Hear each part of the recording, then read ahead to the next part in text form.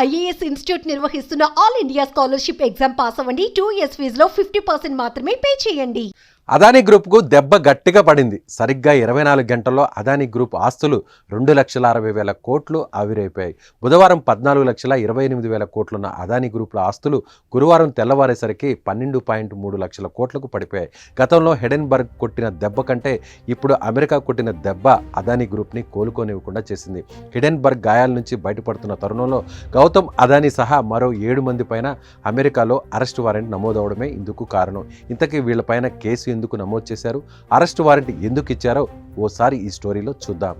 రాబోయే 20 ఏళ్లలో 16,000 కోట్ల లాభం వచ్చే సోలార్ పవర్ సరఫరా కాంట్రాక్టులను దక్కించుకోవడానికి అదానీ గ్రూప్ భారత ప్రభుత్వ అధికారులకు $265 మిలియన్ అంటే ఇండియన్ కరెన్సీ ప్రకారం 2,29,000 కోట్ల లంచాలు ఇచ్చారన్నది ఫెడరల్ బ్యూరో ఆఫ్ ఇన్వెస్టిగేషన్ అధికారుల ఆరోపణ.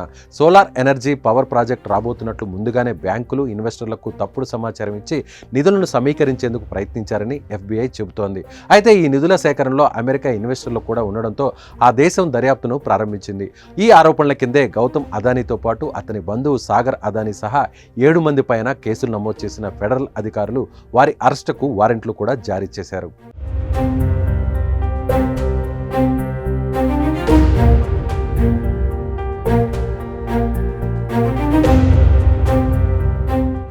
అదానీ గ్రీన్ ఎనర్జీలో అక్రమ మార్గాల ద్వారా ఆ కంపెనీ $3,000 పైగా రుణాలు, బాండ్లను సేకరించిందని న్యూయార్క్ ప్రాసిక్యూటర్లు అభియోగాలు మోపారు.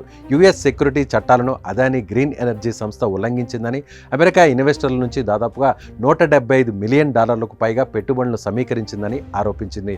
దీనిపై దర్యాప్తు జరిపి పెనాల్టీతో పాటు కంపెనీపై ఆంక్షలు కూడా విధించాలని రెగ్యులేటర్ కోరింది. భారత్లో భారీ ఎనర్జీ ప్రాజెక్టును దక్కించుకోవడానికి గౌతమ్ అదానీతో పాటు ఇప్పుడు అభియోగాలు ఎదుర్కొంటున్న మరో 7గురితో కలిసి అధికారులకు లంచాలు ఇవ్వజూపినట్లు FBI చెబుతోంది. హిడెన్బర్గ్ అనే సంస్థ గతంలోనే అదానీ గ్రూప్ గురించి బాంబు పేల్చింది. అదానీ గ్రూప్లో అవకతవకలు జరుగుతున్నాయని ఓ పేపర్ని రిలీజ్ చేసింది. అదానీ గ్రూప్లో పెట్టుబడులు పెట్టిన వాళ్ళు తీవ్రంగా నష్టపోతారని హెచ్చరికలు కూడా జారీ చేసింది. అయితే సెబీ గ్యారంటీ ఇవ్వడంతో అదానీ గ్రూప్ ఇప్పుడిప్పుడే కోలుకుంటుంది.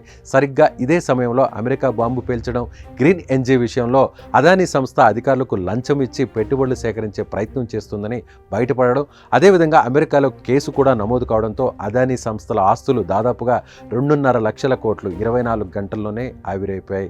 అదానీ గ్రూప్ ఆఫ్ కంపెనీస్లోని అన్ని సంస్థల షేర్లు భారీగా పతనమయ్యాయి. అదానీ గ్రూప్లోని ACC, Adani energy solutions, Adani enterprises, Adani green energy, Adani ports, Adani power, Adani total gas, Adani Wilmar, Adani cements తీవ్రంగా నష్టపోయాయి. మార్కెట్లో నిన్న 14.28 లక్షలుగా ఉన్న అదానీ గ్రూప్ ఆస్తుల విలువ ఇవాళ 12.42 లక్షల కోట్లకు పడిపోయింది. ఈ గ్రూప్లో పెట్టుబడిదారులుగా ఉన్న GQG పార్ట్నర్స్ షేర్లు కూడా 25% మేర నష్టపోయాయి. ఈ కథలో లాస్ట్ పంచ్ ఏంటి అంటే భారత్, అమెరికా మధ్య నేరస్తుల అప్పగింత ఒప్పందం కూడా ఉంది.